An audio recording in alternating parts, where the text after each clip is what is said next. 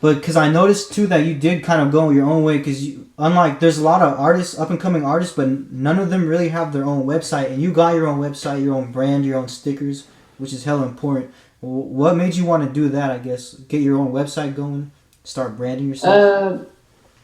The website was kind of just, I felt like I just felt like I should have it. I don't. The website is like at the bottom of like my priority list, to be honest. Yeah. Especially at some point, it will be very important. I think even nowadays, a website isn't as important as it used to be. But I think there's still benefits of having a website, just to have like a place where everyone can go and find all your stuff in one spot. Mm-hmm. The stickers and stuff, I wanted for people to see something and automatically like think like, oh, Sophia Haz, or at least get that like brand awareness, I guess, kind of associate. I've been playing with different ideas, or was playing with different ideas, and still trying to figure myself out as an artist and how I want to present myself. But the stickers were just kind of a way to show a side of myself so that people can associate me with something. Yeah, I feel you. And then, and also something that you're doing to get your brand going is you go to hella concerts. I noticed that there's hella underground little low-key ass concerts in the Bay Area, but all the flyers, I always see your name on them. So how do you always get involved in these concerts, and how's that important too?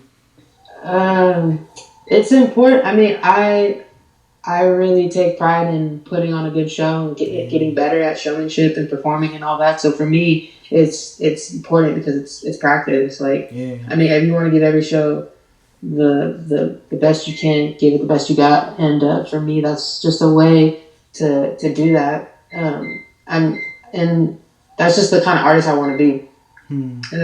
So for me, it's important. To some other people, I mean, in addition to that, actually, I just think I do better at getting people's attention when they see me perform, because I think they're surprised by my performance a lot of the times, because I'm like super quiet generally, like especially like right before a show. Like I kind of like to observe people. I'm not like the most loudest or like craziest person to be around, unless unless I'm like really comfortable with you. But so I think when people see that, I just kind of see like, oh, what's this girl doing, and then see that I can put on a pretty good show. That's like always been my favorite way of getting to know people and gaining more listeners and having people feel more invested in what I'm doing. So that's another side of it that I really like. It's definitely a way to get your name out there and meet other artists to collaborate with. Yeah. And then remember last time you said your advice to the artist how to get the shows too? What did you say that? Do you remember what there's just, you really just gotta look. I mean, I think my first show that I got, I found on Craigslist, to be honest. You gotta do that, and then just pay attention to the flyers and see who's throwing these events and reach out. I mean, you'd be surprised how much you can get done through the DMs, to be honest, and just with the right approach and being humble and respecting other people's time and stuff. Yeah. I think it's really important. Okay. Yeah, good stuff to know. And then so now to your music. So yeah, all right. So take us through your like creative process when it comes to music. Do you like to freestyle in the booth, or do you like to write it down more?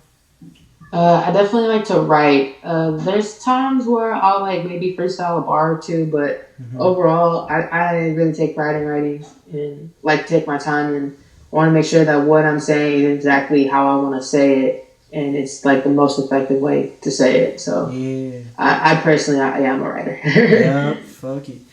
And then, so you just feel more comfortable, I guess, huh? Just writing it in the freestyle? Yeah, I mean, I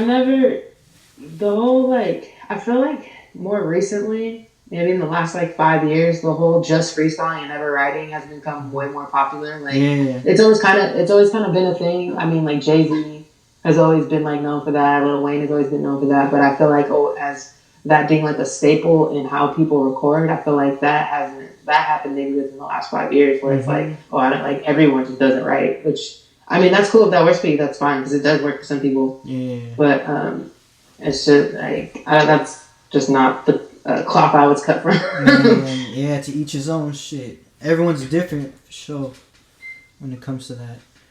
And then what could we expect in the future then from Sophia Haz? You got new EPs you're working on, new videos? I just dropped an EP like a week or two ago called "Be Back Soon," which is on all streaming platforms. On everything. Yeah,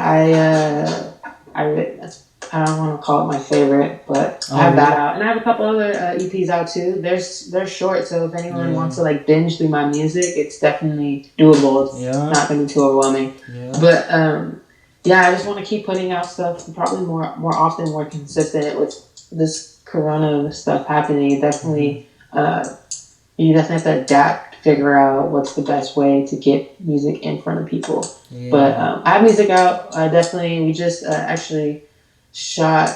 I've been recording like new music already. Oh, really? And and got probably another video in the works also. So I'm excited about that. Damn. I'm trying to collaborate with more artists too, which is good. Also, do you have like a team? Do you have a certain producer or a manager or like a booking? No, at the moment, no manager. Yeah. I have a videographer that I'd say is like, I guess, part of my team. I've done like my last 4 or 5 videos with him. What's his name? I'm gonna put his ad. His name is Louis Lenz. He's really dope. Yeah. He's from Fairfield too. Oh yeah. And he's I met him about a year ago, and ever since then we work really well together. I think it's really dope to have people who you kind of just click with and mesh with.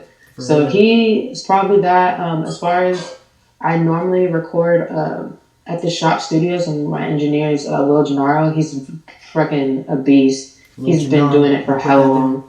Yeah.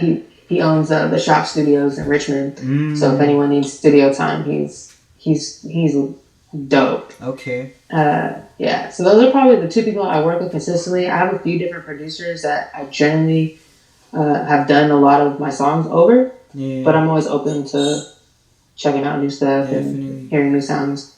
Do you have a certain way that you find your beats, or is it always just someone sends it to you, or do you look for them? It's a variety. Lately I've had more people send me stuff, which is really cool. Yeah. Especially during, like I said, Corona.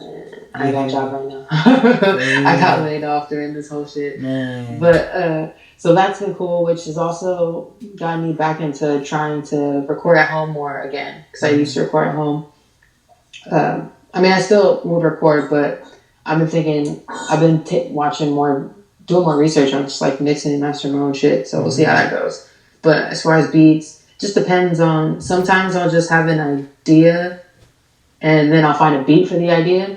But sometimes I get the beat first, and that inspires the idea. Sometimes people send me stuff. Sometimes I look for stuff. It just all depends. Okay. And what do you use? Do you use DistroKid to distribute?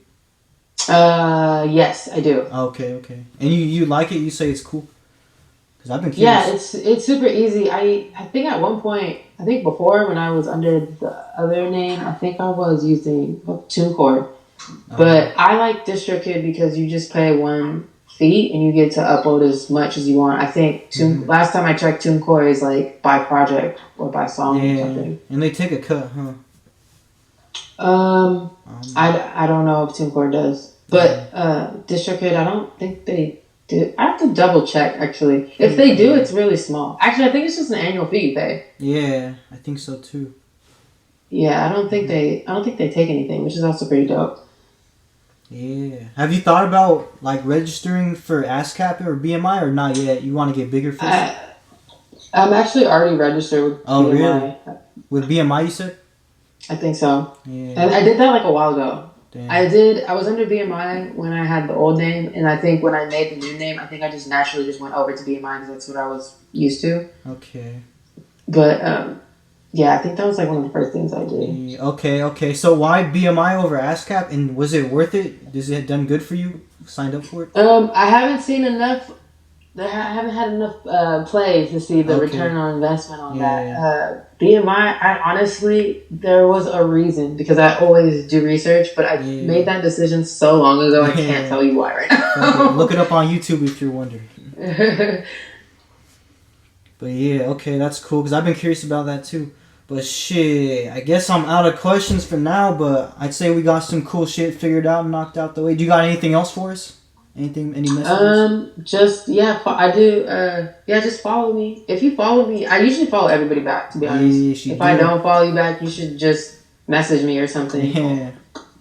And let me know. Yeah, I'm on Spotify, Apple Music, YouTube, SoundCloud, all that stuff. Literally everything. Everything, yeah. You name it. But for sure, thanks for tuning in. Second ever NorCal Next Up interview. Stay tuned for more. Thank you for having me. Hell yeah. Appreciate you. Anytime. I gotta go, but don't worry, I'll be back soon. I gotta go, but don't worry, I'll be back soon.